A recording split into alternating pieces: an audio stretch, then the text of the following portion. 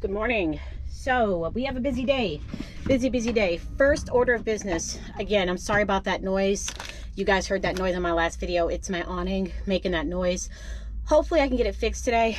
But before I tell you what's on the agenda, we're going to check and see if the ice in this Yeti cooler is still frozen or is it melted. Did I waste 200 bucks or was it 200 bucks well spent? First of all, when I bought this Yeti ice cooler, I did not do what the instructions said. The instructions said before you use it, waste a bag of ice. They said get a bag of ice, fill this up with ice, let it sit for 24 hours, and then after 24 hours, your ice chest will be good to use. I didn't do that. Instead, I bought my ice, went straight into it. I've been using this now. This is day 3, I want to say.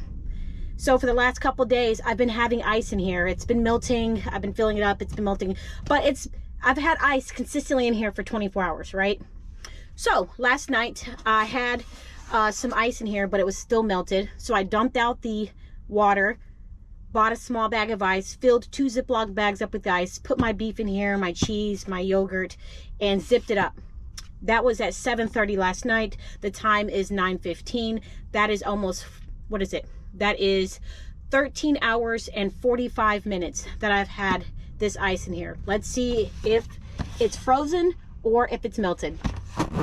This ice chest has had plenty of time to get nice and chilled. This is the first time I'm opening this, so it's going to be a surprise to me. Here we go. $200 well spent or wasted? Guys, look at this. 14 hours. 14 hours. And you just got like a little drop of water, like a little speck, little bit. This whole bag of ice is pretty much still chilled. Let's check. My beef is, all of this is still frozen. Let's see here.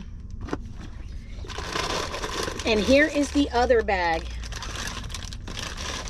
Still got about 90% of this ice in here as well. There is water at the bottom. I'm gonna dump out the water. But for the most part, got about 90% of this bag and 99% of this bag. 14 hours. And this ice is still frozen. I say money well spent. This is where I've been keeping my Yeti ice cooler. It's been perfect. Today, we're gonna get these bad boys installed. Hopefully there's no issues that they run in with. Hopefully it's a smooth install, quick install. But today's the big day. Also, I'm going to talk to them about my awning making noise. Usually it makes a little bit of noise and it stops, but this noise has been going consistently for 2 days straight. It has been maddening.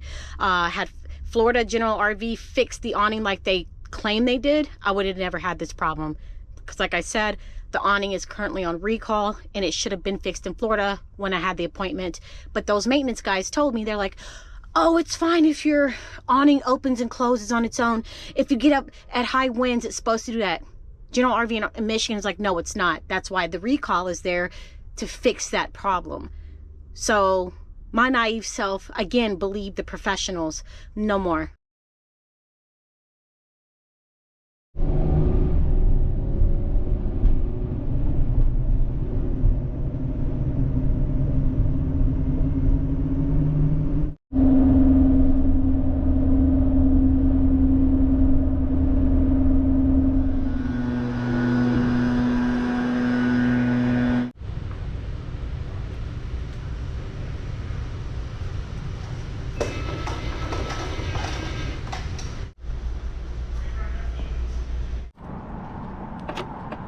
Okay, let's take a look at these batteries.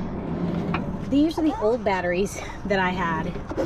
They were Motive, non-spillable, maintenance-free, lead acid, 12 volt, 102 amp hour at 20 hours, 84 amp hours at 5.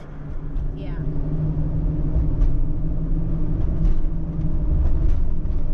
So right now we are headed back to Batteries Plus Bulbs, where I bought the Duracell batteries so that I can return the old ones and get them, get my money back for the recycling part of it. I hope this is the solution. The batteries were sitting at 12.7 with no sun. It did drop to 12.6, but now I'm driving, the alternator's charging it. I have a fresh generator, so I'll be able to keep the batteries nice and charged throughout the night. If it does drop below 12 volts, I'm going to set the generator to make sure it always stays above 12 volts. But we'll see how long the battery can take a keep a charge without me having to drive, turn the engine on, or use my generator. I'm hoping that it keeps a charge throughout the night. I'm really hoping.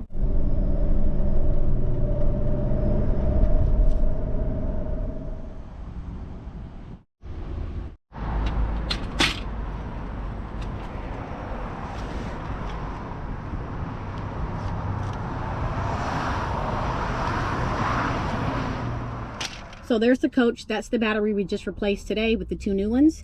Right now it's at 13.3 volts. Looks good. But in all fairness, let's look outside for a split second. In all fairness, it's sunny out.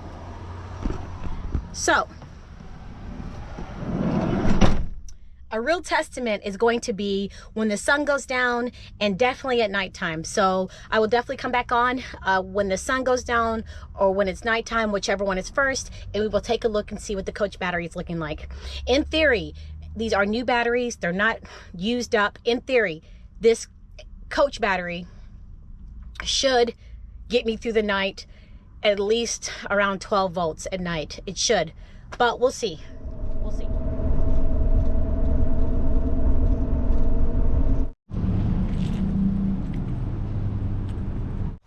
Got a pizza today. I didn't feel like cooking. I was gonna cook, but then something happened. I got my batteries replaced and they work good. So far so good. Like I said, the main thing will be testing them to see how they work at night.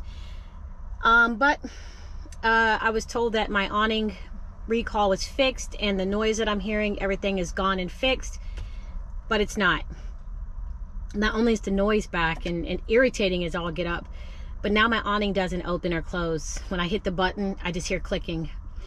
Normally I check to make sure everything's done before I leave the RV center, but I didn't do that today. And now I called, made another appointment, and they're not gonna be able to get me in until next week. I got a four square pizza from Jets. If you're not from Michigan, let me tell you, Jets and Buddy's Pizza are like really good pizza places here in Michigan. Of course, I'm not gonna be able to eat these 4 slices. I'll eat 2 today and 2 tomorrow. But today, I just didn't feel like cooking. I just kind of got bummed out, kind of feeling sorry for myself. First bite goes to you. Have that bite right there. Pepperoni and extra cheese.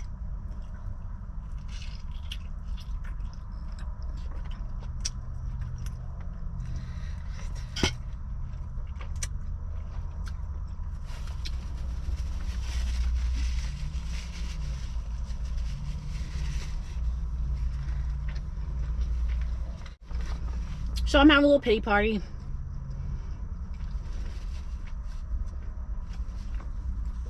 I rarely eat out, rarely go out, but today I was just like, I didn't feel like it.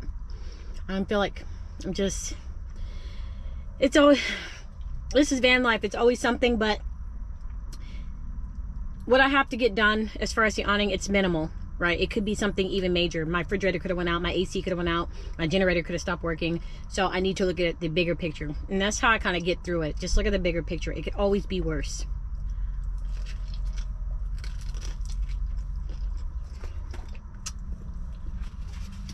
However,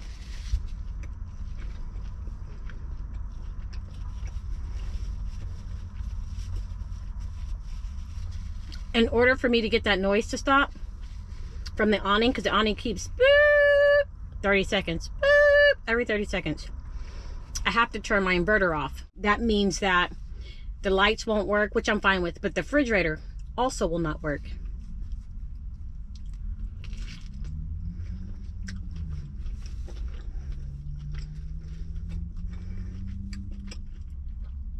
I could wear headphones or earplugs, but I live in a van. I want to hear what's going on. I want to hear my surroundings. I want to be aware if anybody's walking up on me or anything like that. So I had to listen to that noise for the last couple days, thinking it would get fixed today, and it didn't.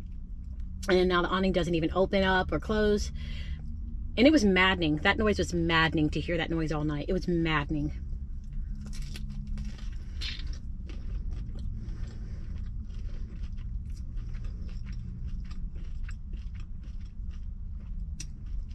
So pizza it is.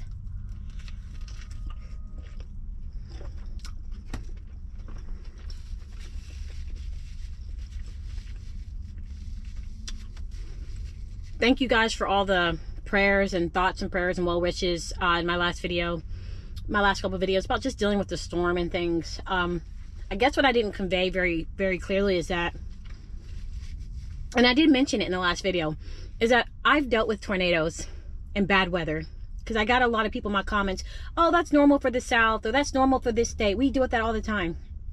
Okay, I agree with you. And when I lived in Texas, up until the fact that I was 18, I dealt with tornadoes and tornado drills and tornadoes and bad weather. I dealt with that. But I dealt with that in sticks and bricks, right? I didn't deal with that in a van. And I still get the people that say, hey, you know, next time just park in a parking garage or go to a hospital's parking garage. I can't. My van is too high up. It's 9.5 feet high. The average parking garage structure, which is all of them, is 6 feet. I don't fit.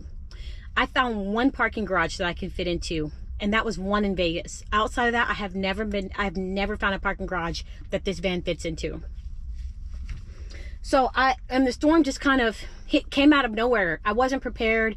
I didn't know a storm that bad was even coming, and it just caught me off guard. So yes, I was terrified of high winds and potential tornadoes being in a van. I cannot tell you, unless you've experienced it, how frightening it is to be in a van and deal with bad weather like that, as opposed to being in sticks and bricks. With a house, you can jump in your bathtub. If you have a basement, you can go in the basement. The van, you're in your van. You know, I guess I could have went to a hotel, but at this point I was trapped. The storm was already in progress. So it was just nerve-wracking.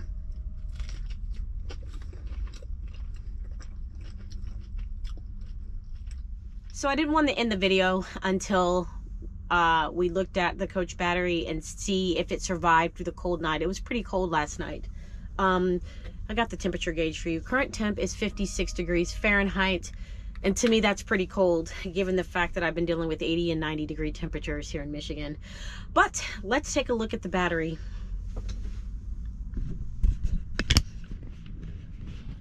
The battery survived. That is the coach battery right there. That is the battery that we replaced yesterday, or I replaced yesterday. That says 12.5 volts. I put the generator on standby just in case that dropped down to 12.1 volts. The generator would have kicked on and charged it back up, because the goal of AGM batteries is to keep it above 12 volts. So it survived. It survived. I am so happy. I did not have to turn on the generator. I didn't have to do anything. Like I said, it was 56 in the low 50s last night, and I didn't have to turn on the van. I didn't have to use the generator. The battery did not die. My refrigerator is still working. The lights are still bright. So it was the batteries that I had previously in this van. It was time for it to change. It was time for me to get them changed. They were dead. They were drained out. So the new batteries that I got, they work. I'm super happy. It's cold. Hold on, let me set y'all up. I can't do this. It is don't get me wrong, I'd rather deal with the cold than the heat, but on that note, I'm gonna go ahead and end the video here. I wanted to, like I told you guys, the real test to see if those batteries were a good investment, or if it was the batteries, was to see if they survived through the nighttime when there's no sun, no solar. And they survived. I did not have to, like I said, no generator. I didn't have to turn on the generator, and I didn't have to turn on my van. That's what we want to see. So I'm super happy. I can go buy me some eggs. Yes, Anyways, I hope you guys appreciated today's video. I appreciate you guys tagging along. You guys are freaking amazing. I have the best community on YouTube. But I'm out. Thanks for watching. And as always, I'll see you guys in my next video. Take care. Peace.